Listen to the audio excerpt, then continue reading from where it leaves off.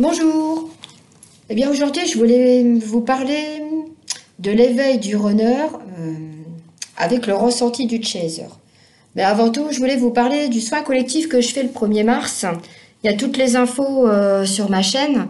Par contre je pensais, bon c'est 10 €, mais si vous souhaitez le faire, que ça vous tient à cœur, écoutez, vous pouvez vous inscrire, vous m'envoyez vos noms, prénoms, date de naissance par mail et puis je vous ferai un retour. Vous faites un don si vous voulez, parce que je sais qu'il y a des personnes en ce moment, c'est très dur, on est stressé, on a du mal à lâcher prise et puis on n'a pas forcément les moyens. Puis on se dit que c'est la première fois, qu'on ne sait pas trop. Donc voilà, j'avais envie de vous faire, de vous dire ça. Voilà. C'était ma petite parenthèse. Alors, donc, l'éveil du runner et le ressenti du chaser. Suite au switch du chaser, notre runner, comme je disais dans le dernier podcast, ils se sont perdus parce qu'en fait, son jumeau l'a quitté. Le runner va entrer dans une phase de nuit noire de l'âme, donc j'ai fait un podcast là-dessus. Il va être en dualité avec son ego et son âme. Cela peut prendre un jour comme plusieurs jours et en fait, ça dépend du parcours que vous avez. Hein. Chaque parcours est différent. Et aussi, ça dépend du travail à faire sur les blessures. Pendant ce temps, le chaser qui a switché, ayant rompu tout contact avec son jumeau, va se sentir libéré d'un poids. Oui, c'est ce qui m'est arrivé. Je me suis sentie plus moi. Même si je sais que ma moitié est toujours là, le fait de ne plus avoir de contact, je me sens mieux. C'est dur à dire, mais c'est vrai. Donc en fait, le chaser, il va travailler sur sa complétude. Et aussi, il va maintenir un taux de vibratoire élevé, afin que son runner puisse sortir de la tête de l'eau. Parce que la nuit noire de l'âme, on en a tous vécu, suivant le parcours qu'on a. Moi, les miennes, je trouvais que ça allait encore. C'était la deuxième, elle était un petit peu plus dure que la première, mais le switch, là, ça a été vraiment très très très dur. Pour moi, les nuits noires de l'âme à côté, c'était un peu de la rigolade. C'était ma petite parenthèse. Après, chaque personne est différente et chaque parcours est différent. Si le runner est en couple, eh bien, il va se séparer de cette personne. Il ressentira que son jumeau lui manque et que c'est lui ou elle et personne d'autre. Il y a toujours le lien d'amour, forcément. Cette phase d'éveil pour le runner est une prise de conscience. Cela va lui permettre d'accéder, en partie, ou de s'intéresser à la spiritualité. Parce que lui, le runner, il est plus terre à terre. Puisque avant le switch, il est 80% dans la matière et à peu près, ça c'est moi qui pense ça, et 20% dans la spiritualité. C'est-à-dire qu'il s'intéresse à la spiritualité. Après, je ne sais pas si ça se peut qu'il y en a qui y accèdent ou pas. À lâcher prise avec son ego, à faire tomber ses masques et à la guérison de ses blessures.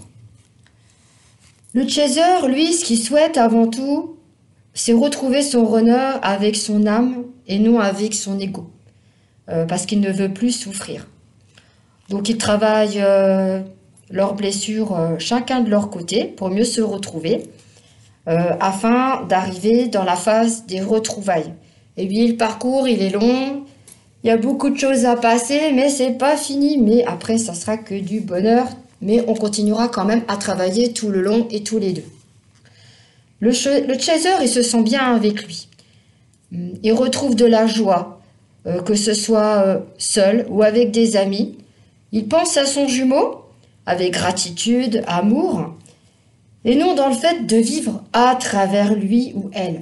Parce que avant le switch, vous avez tous eu à un moment donné, même dans les commentaires, il y a des personnes, ils comprennent pas l'attitude du runner, ils se sentent abandonnés, ils l'aiment, mais ils sont toujours à savoir ce qu'il veut faire, où est-ce qu'il est, pourquoi il me répond pas, mais il répond à nos amis en commun, qu'est-ce qui se passe, il se pose des questions. Donc en fait, on se prend la tête alors qu'on laisse pas faire les choses. Mais ça, c'est plus fort que nous. C'est parce qu'on est le chaser et on doit travailler sur nos blessures, et puis parce qu'il y a des liens karmiques aussi avec ça.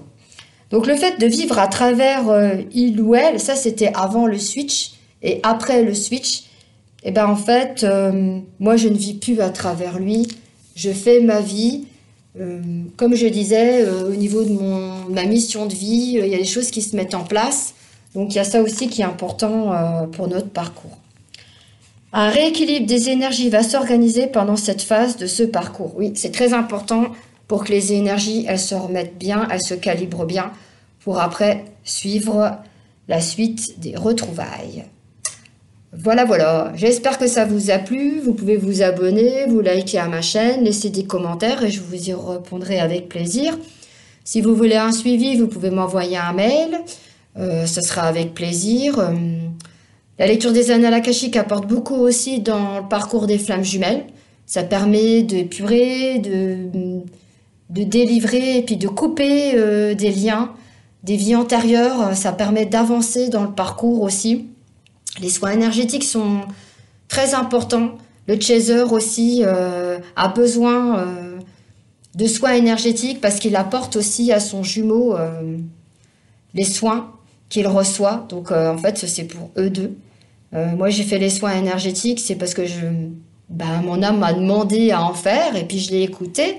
Et pour moi, c'est super important de les faire aux autres aussi, parce que voilà, je suis comme ça.